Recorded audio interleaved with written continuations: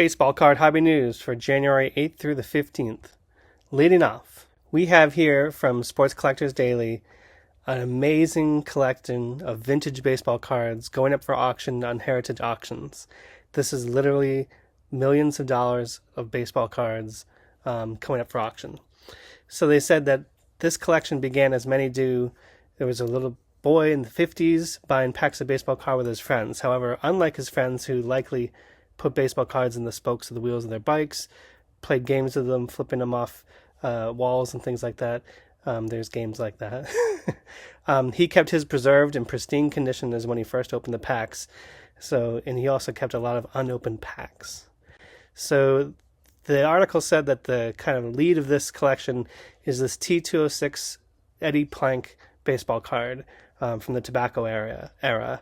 And probably the most famous card in this era is the Honus Wagner, in part because he really wasn't a proponent of tobacco products, so he asked for his card to be pulled.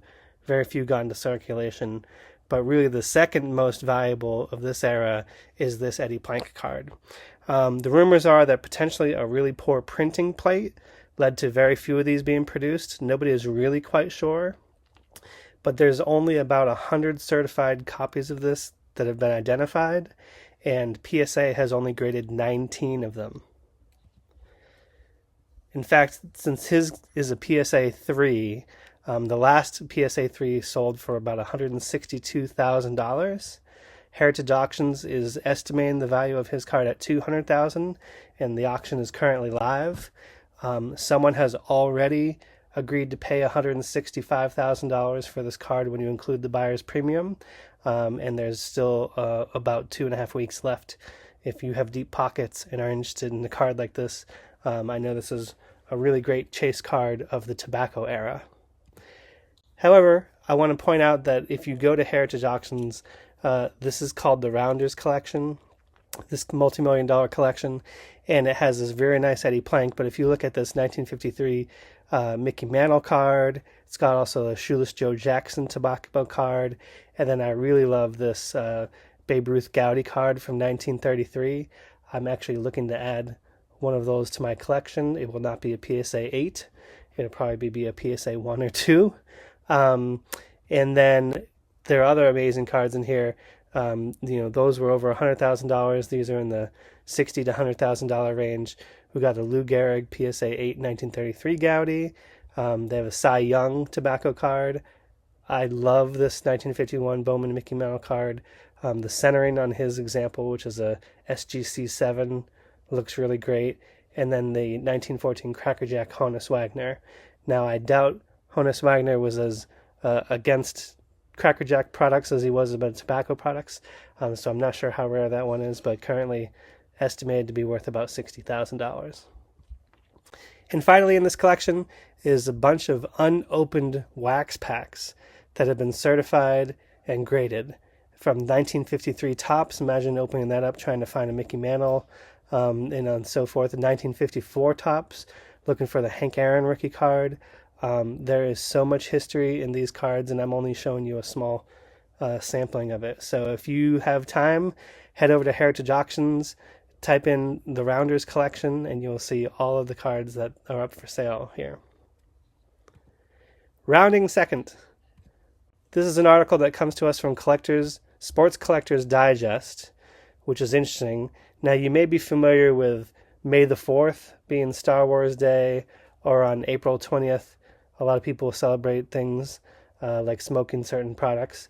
And even in March 14th, people celebrate Pi Day. But Topps has officially declared as of this year that January 1st is 1/1 Day for all of the one-of-one cards that Topps makes in their collections. And they're asking collectors to join in the conversation and post their own favorite one-of-one cards using this hashtag one-of-one-day. Now, this seems like a marketing gimmick, but I have to say there are some amazing one-of-one cards out there. I really love it when the one-of-one is handwritten, like this Jordan autograph.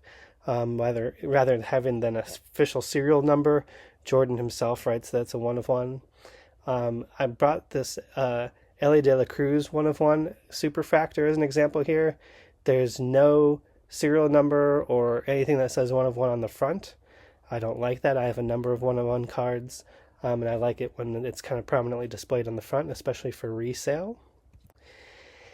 And then some of the most valuable sports cards of all time are these modern one-of-one rookies. So you look at the Mike Trout, which is $2.5 million one-of-one superfractor, and I think the NBA Logoman has become really one of the most successful versions of these one-of-one rookie cards.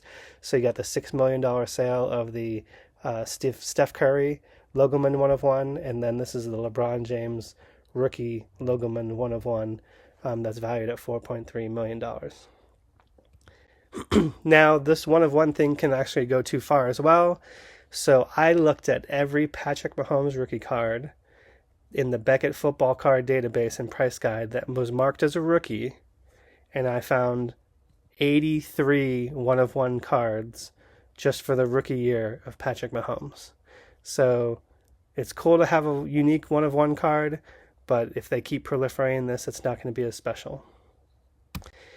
Taking third and rounding home for home in this update, we have from the Daily Pilot an article about how Pokemon cards have become bigger than baseball cards. So PSA says it's authenticating Pokemon cards has doubled their business in the past 2 years.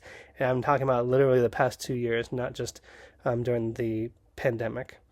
And Pokemon has officially outpaced baseball cards as the company's largest category of trading cards that they're grading. And of course, when you look at the past 90-day sales on eBay, this one looks like it's past 6-month sales, you can find huge lots of valuable Pokemon cards. This is $1 million lot for 10 Pokemon cards. This is the Charizard 1999 base rookie. I'm not that familiar with Pokemon. That sold for $1 million. And of course, you can find unopened boxes of Pokemon cards selling for 6 figures. As I mentioned, you can actually look up the data. These are the PSA graded cards over the last 30 days, and almost 50% of the cards that they are grading are Pokemon cards. About 20% are baseball cards. Then smaller is basketball and football. Then the non-trading cards, there's soccer, and hockey is actually pretty small in here as well. So when you think about the 4 major sports, actually soccer is ahead of hockey right now. So of course this can lead to a lot of angst in the hobby. So Sports Illustrated Collectibles had an article of, with sports card prices falling, is this the end? And does Pokemon have anything to do with this? So when you look at Card Ladder's index for baseball cards, and they're tracking the values of 12,000 baseball cards to put this together, you can see the rise of cards over the kind of pandemic era, and then how it's fallen off then. And so there is definitely a dip, but we are way better off in the hobby for values right now than even 2020 or any time earlier. So while we've come off of the peak, card prices in general are still pretty strong. And the other piece of data that I really like here is the monthly volume in dollars of the hobby is still right around $250 million a month, which means about $2 billion of sports cards trade. Actually, this is for baseball cards. $2 billion of baseball cards trade in a single year. So I think it looks pretty good for the last couple of years. It's been remained flat. There's definitely still more of an interest than previously in cards. But one of the things I will say that is a little bit concerning is that recently the most valuable baseball card of all time was sold when Anthony Giordano sold this finest known example of the 1952 Topps Mickey Mantle card for $12.6 million. And this is a picture of him with his sons. And in part, the reason that he said it was time to sell it, even though he bought it in 1991 for only $50,000, can you imagine that? Was that his sons told him that kids these days just don't know who Mickey Mantle is. And so he decided, well, if that's the case, there's probably no better time to sell it than right now. So when you think about kids growing up these days and just look at kids around you, they're much more into Pokemon cards than baseball cards. And so I think as they get older, that might be more of the focus. And unfortunately, unlike my generation where we grew up with baseball cards and loved baseball cards, there may be a shift over time away from baseball cards into more things like Pokemon. But only time will tell, and who knows. So make sure you check out this video. Our crew spent a lot of time researching this topic that we think you'll enjoy, so stay tuned, and we'll be coming to you with more updates soon.